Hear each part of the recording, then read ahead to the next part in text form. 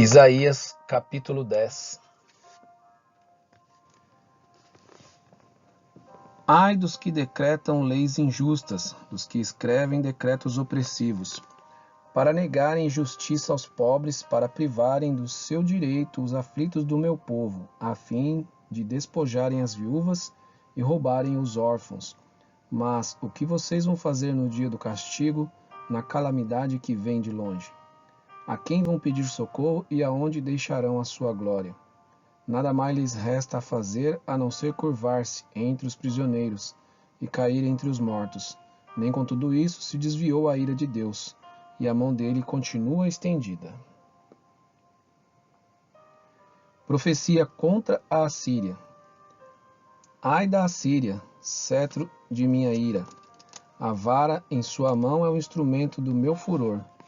E eu a envio contra uma nação ímpia, e contra o povo da minha indignação lhe dou ordens, para que dele roube a presa e lhe tome o despojo, e a ponha para ser pisado aos pés, como a lama das ruas. Ela, porém, assim não pensa, o seu coração não entende assim. Pelo contrário, em seu coração só pensa em destruir e exterminar não poucas nações, porque diz: não são meus comandantes todos eles reis? Não é Calno como Carquemis? Não é Amate como Arpade? E Samaria como Damasco? O meu poder atingiu os reinos dos ídolos, ainda que as suas imagens de escultura eram melhores do que as de Jerusalém e do que as de Samaria. Será que não posso fazer como Jerusalém e os seus ídolos, o mesmo que fiz com Samaria e os seus ídolos?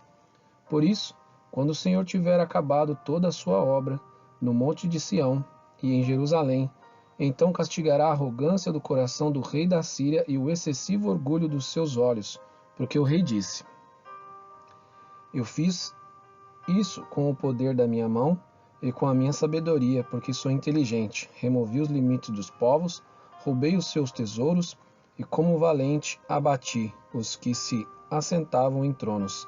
Meti a mão nas riquezas dos povos, como se mete a mão num ninho e como se ajuntam os ovos abandonados. Assim eu ajuntei toda a terra, e não houve quem batesse as asas, ou abrisse o bico, ou desse um pio. Será que o machado pode se gloriar contra aquele que corta com ele? Ou será que a serra pode se engrandecer contra o que a maneja? Seria como se o cetro movesse quem o segura, ou o bastão levantasse quem não é madeira.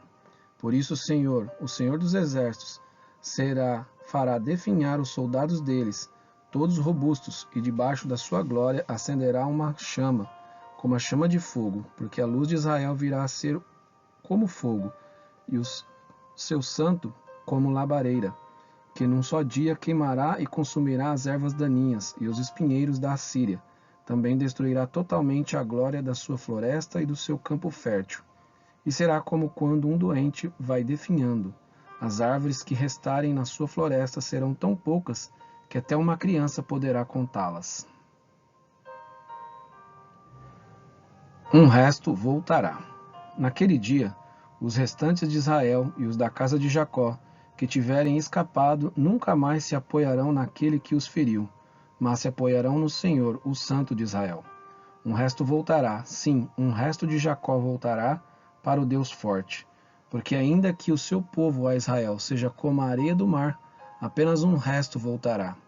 Uma destruição está determinada, transbordante de justiça, porque essa destruição já determinada, o Senhor dos exércitos, a executará no meio de toda esta terra. Por isso, assim diz o Senhor dos exércitos: povo meu, que mora em Sião, não tenha medo da Assíria, quando ela castigar você com uma vara e levantar contra você o seu bastão, à maneira dos egípcios.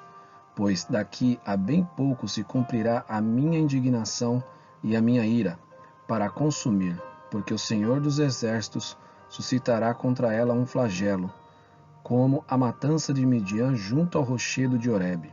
O seu bordão estará sobre o mar, e ele o levantará como fez no Egito. Naquele dia, O peso deles será tirado dos ombros de vocês, e o jugo deles será removido do pescoço de vocês, jugo que será despedaçado por causa da gordura. A Assíria vem a Aiate, passa por Migron, e em Micmas larga a sua bagagem. Passa o desfiladeiro, aloja-se em Geba. Jarramá treme, Gibeá de Saul foge. Grite bem alto, ó filha de Galim. Escute, ó Laís, pobre Anatote. Madmena se dispersa.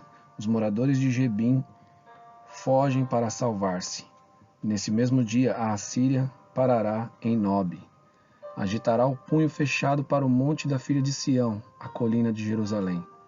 Mas eis que o Senhor dos Exércitos cortará os ramos com violência.